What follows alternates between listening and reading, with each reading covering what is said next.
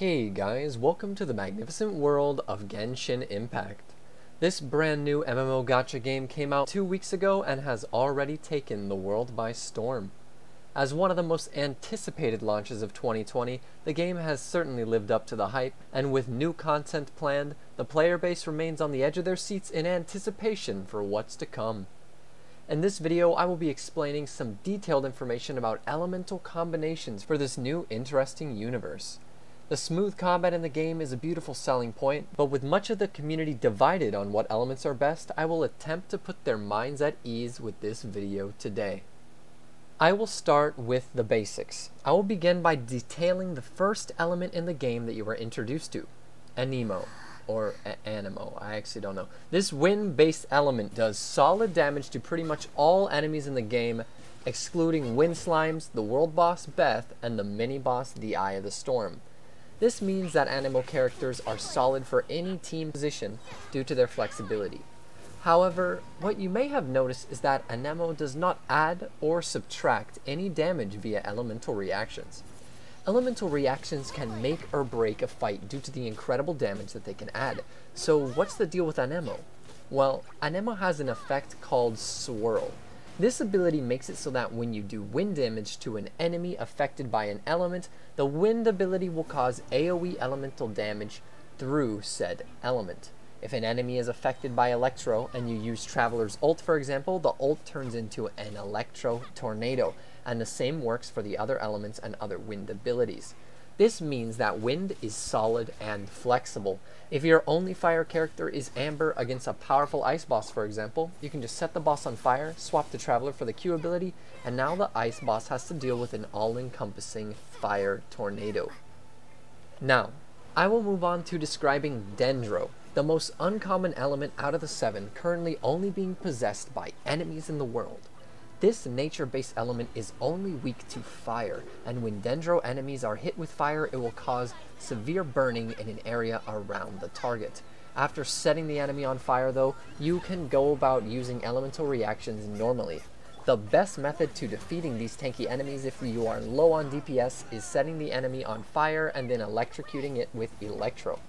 Speaking of Electro, I will move on to describing it. Electro combines with every other standard element in the game for extra damage. The quote-unquote standard elements being Pyro, Hydro, Cryro, and Electro. Using an Electro attack on a frozen enemy will give you a small, soft-hitting damage bonus that scales with your character's level. And yes, you heard that correctly. Before I continue, I will say that the vast majority of elemental reaction damage scales with the level your character is, rather than its stats. Or, well, to be more precise, it scales with your character's base attack, disregarding the attack added on by your weapons and artifacts. Elemental Mastery is the only way to increase the damage of the majority of elemental reactions, besides simply leveling up your designated character.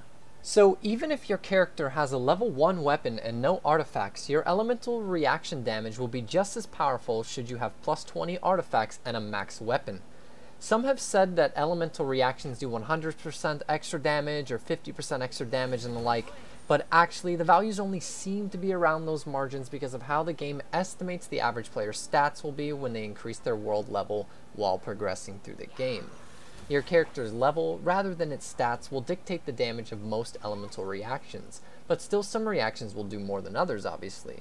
There are a few elemental reaction exceptions that scale with your character's stats though, and all of those interactions deal with Pyro, that I will cover in a moment.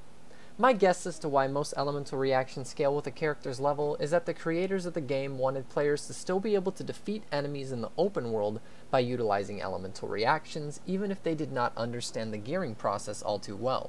I think that is a wonderful mechanic that helps encourage players. The Spiral Abyss, on the other hand, is another story. You certainly need gear for that. Now, I will continue.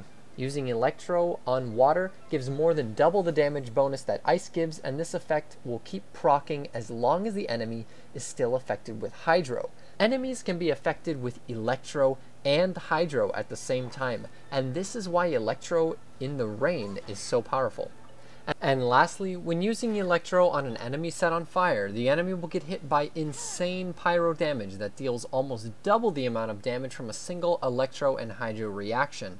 I used to believe Electro was the best element in the game because of all these elemental reactions, but as it turns out, Pyro also causes elemental reactions with all of these elements, except for the elemental reaction damage when combining Pyro with Hydro and Cryro, scales with your character's stats. And the multiplier for using a Pyro attack on an enemy affected by Electro is higher than all other elemental combinations that scale with your character's level. And yes, you heard correctly, Pyro reaction damage with Cryro and Hydro scales with your character's stats. I will explain. Needless to say, we have transitioned into detailing Pyro. Pyro, unlike the other elements, sends out two different types of damage. Pyro character damage, represented by orange numbers, and Pyro elemental damage, represented by red numbers. When hitting an enemy charged with Electro with a Pyro attack, you get a tremendous amount of damage that is higher than all other elemental reactions that scale with your character's level/base attack. As you can see, if I used a level 1 staff, the insane damage is the same. What makes Pyro even better for damage though is the potential for game-breaking numbers. On ice enemies affected by Hydro, an incredibly high base attack, crit, and elemental mastery, you can hit into the hundreds of thousands with Diluc's ult, for example. If you have low stats, the damage would be negligible, as you can see with me using my level 1 staff on Jiangling. But if I use a level 50 staff, the damage starts to make itself present. My Jiangling is not super geared though. The same applies for enemies affected by Hydro. This damage scales with your Pyro character's full-on attack. For all elemental reactions though, you can increase damage with elemental mastery. Never forget that. Even the ones that scale with your character's level, you can increase the damage with elemental mastery. As you can see, Pyro damage is the best in the game for elemental reaction damage. But of course, none of this damage could be possible without a coherent team working together at your Pyro character's back. If you have low stats, then you should just combine with Electro, and if you have high stats, you should melt the Cryro or vaporize the Hydro via Pyro. Next, let's move on to Cryro. This ice-based attack is solid because of it also interacting with other elements. It is a wonderful choice for pretty much any team composition. When attacking an enemy affected by Hydro, Cryro will freeze the enemy. This makes fights with a lot of enemies very easy when used properly. When using a Cryro attack on an enemy affected by Pyro, the damage increases by about 50 to 60%, and this damage, like Pyro, scales with your character's stats. The higher your character's attack and elemental mastery, the higher this damage will be. 50 to 60% is considerably less than the Pyro bonus, which increases damage by over 300% though. And lastly, when using Cryro on an enemy affected by Electro, you will lower the enemy's physical defense by 50%, as well as dealing a bit of set extra damage. This last reaction between Ice and Electro is an incredibly amazing reaction to use in tough battles against bosses and in the Spiral Abyss. From testing, this defense decreasing effect lasts 12 entire seconds. Flowing over to Hydro. This interesting element is more support than damage, but can still pack a punch in terms of elemental reactions. The most notable of these reactions are with Electro. When hitting an enemy affected with Electro, you will get a powerful elemental reaction dealing up to 4 times more damage than the effect that is caused by combining Electro and Cryro. When using Hydro for damage, you want to pretty much only combine with Electro to maximize your damage. Hydro will not strip the Electro buff, so you can pretty much get this elemental reaction over and over again. If your Hydro character has a level 1 weapon, never fear, because this reaction is always here and doesn't scale with your character's stats. Instead, just like most reaction, this damage scales with your character's base attack, including your elemental mastery. In terms of Hydro's elemental reaction on an enemy affected by Cryro, the same reaction occurs as using Cryro on an enemy affected by Hydro. The enemy will become frozen for a short amount of time. Lastly, when using Hydro on an enemy affected by Pyro, the elemental damage will increase the combined attack by almost 200%. This damage, just like all other Pyro interactions besides Pyro plus Electro, scales with your character's stats though. So if your Hydro character has low damage, then your reaction will seem very weak. With decent stats though, this reaction is second only to using Pyro on an enemy affected by Cryro. Now, let's talk about the last element that we have yet to talk about, Geo. This element is similar to Animo in terms of the element doing damage to all enemies, except for Geo has an interesting element reaction that allows the user shields. Right now, Geo is not an element about damage, but it is an element about protection. When hitting an enemy affected by an elemental reaction with Geo, let's say an enemy affected by Electro, your character will form a shield of that correlating element. This shield lasts 15 seconds and offers tremendous elemental protection as long as your Earth character is leveled up. This shield will only protect against that particular element though. The last thing I want to talk about before ending with my conclusion is that elemental resonance is incredibly useful for climbing through the Spiral Abyss. If you have some throwaway characters when making your Spiral Abyss teams, you should consider putting one strictly for elemental resonance if you do not have 8 solid heroes. Remember, you can have 2 elemental resonances active at once.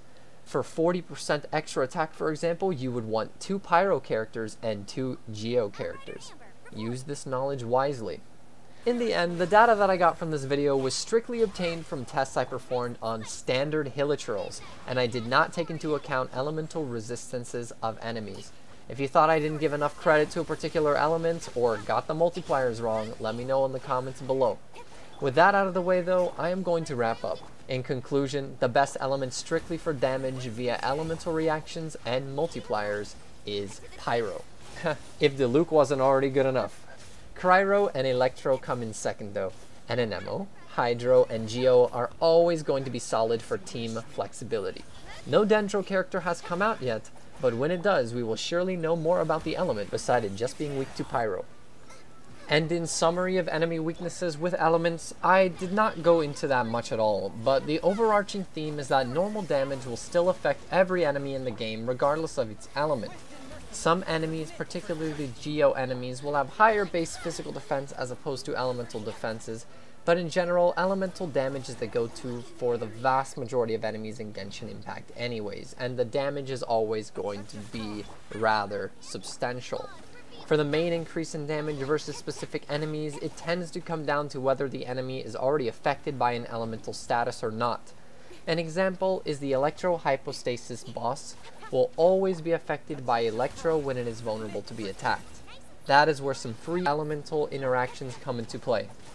Now, at the end of this video, I just want to say that Genshin Impact has been a wonderful experience for me, and I hope to continue playing the game and getting even better at it.